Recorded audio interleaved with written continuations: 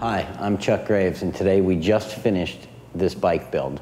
This bike is a 2011 Yamaha R6 for a gentleman by the name of Charlie Grannon. Now, Charlie's requirements were to have a bike that was legal for super sport racing, but he also wanted to be able to ride it on track days and on the street. So we made some special provisions for him.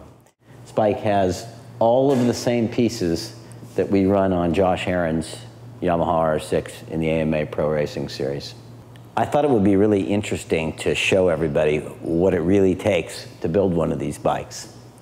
So let's go to the back and we'll have Gary show you the first step.